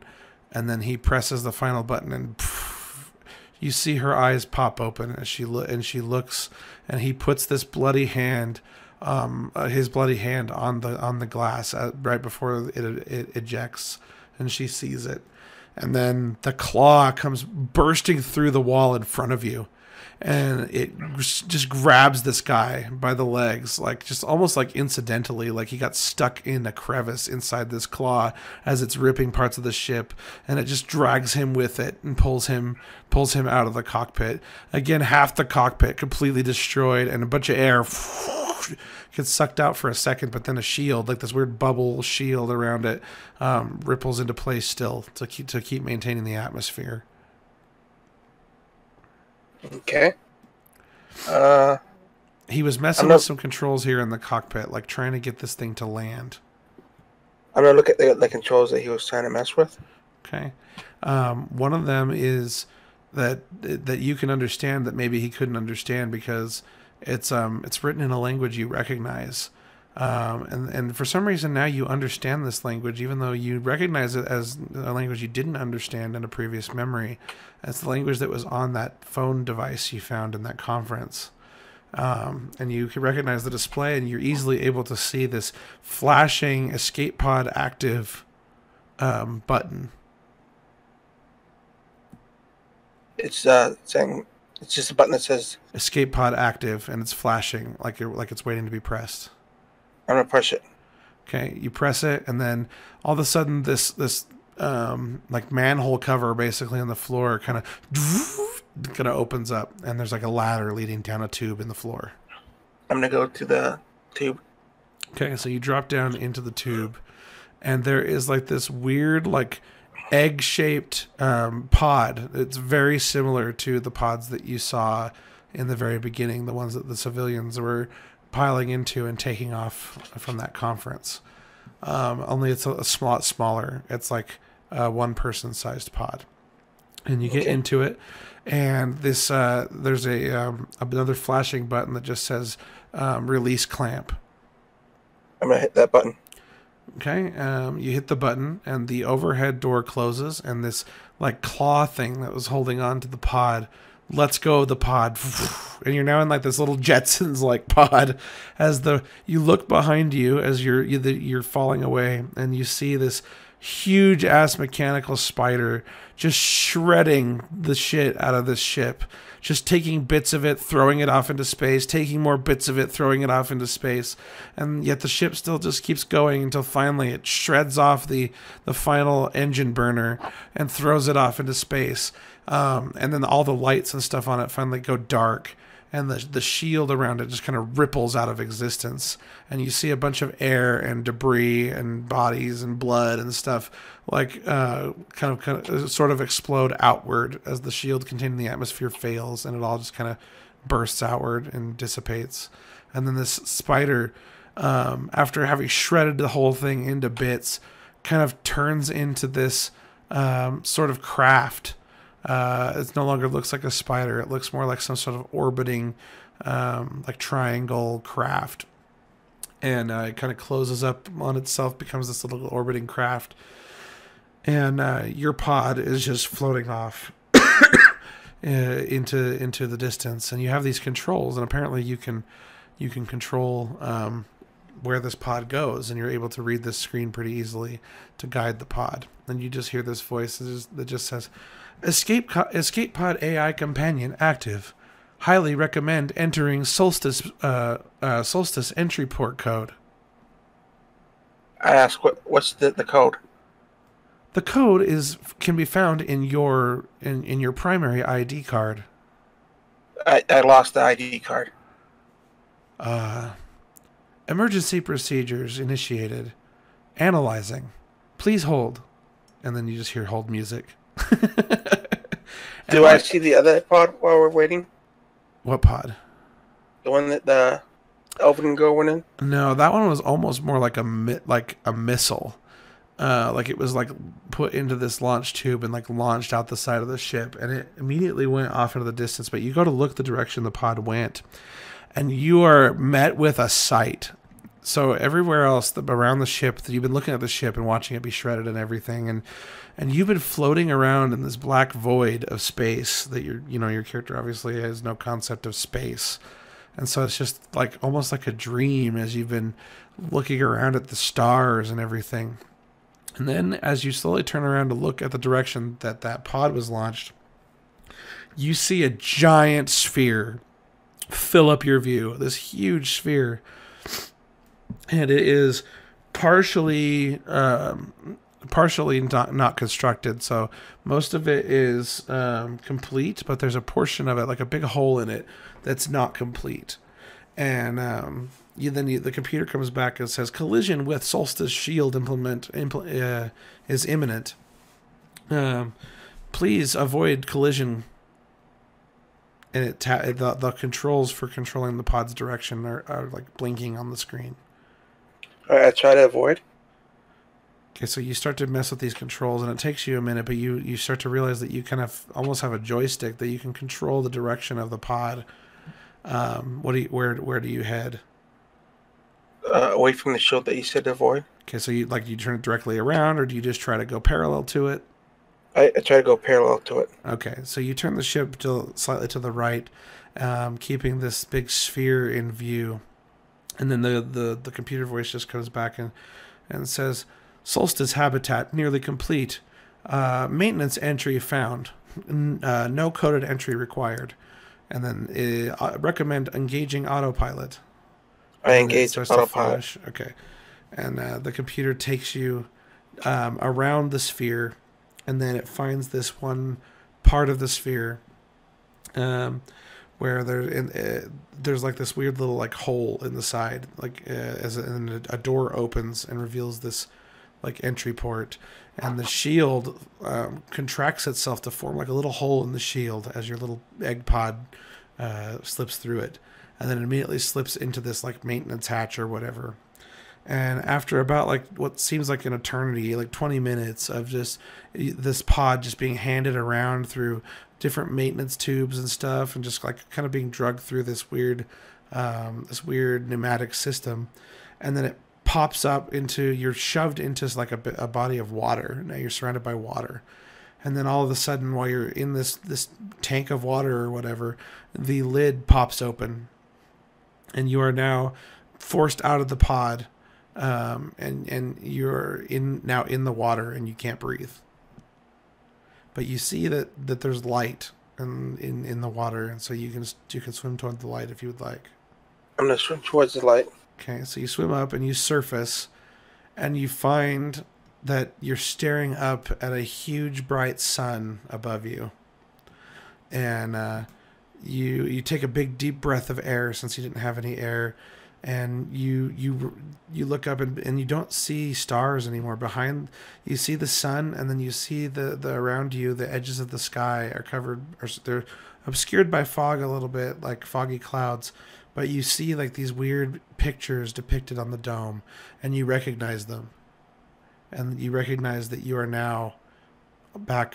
You're now at the place where your main character is now. You recognize the dome, and you recognize the sun. Except for the pictures on the dome don't match the pictures you remember. And on the opposite side of, well, not the opposite, but like off on the corner of the sky, basically on the dome, there's a giant hole. And through that hole, you can still see stars and space, like that the dome is not completely constructed. Okay, do I see land? You do. You start swimming towards it, and that is where you go black again. And suddenly you are awake in the chamber, the ancient chamber, which I'll drag to the chat again. And Piratesh pulls her hand off your head. And she just says, Sam Blade, you are quite an intriguing character. Well, thank you. Thank you for that memory. I mean, you're welcome for giving you that memory. Please, take care of yourselves. And she walks backward toward this giant device that's kind of swirling around and active with energy in the back there. And her hologram disappears. And everybody around you starts to wake up. And that's it. I'm surprised there wasn't like a pile of hay to jump in. Sorry for it being so on rails, because it's memories, so it's a little bit No on problem. rails. But you do have more influence than you realize, and you'll find out why later. Or did have more influence than you realized. I'll be right back. I got a lot of pig in the house. Okay. I'll just say goodbye to everybody on stream real fast so I can turn it off. Thanks for watching, and we will be doing one later tonight for Mirama's one-on-one session with her character Alora, probably around 9 p.m. Mountain Time. So if you want to check us out then, feel free. Thanks. Hasta la vista.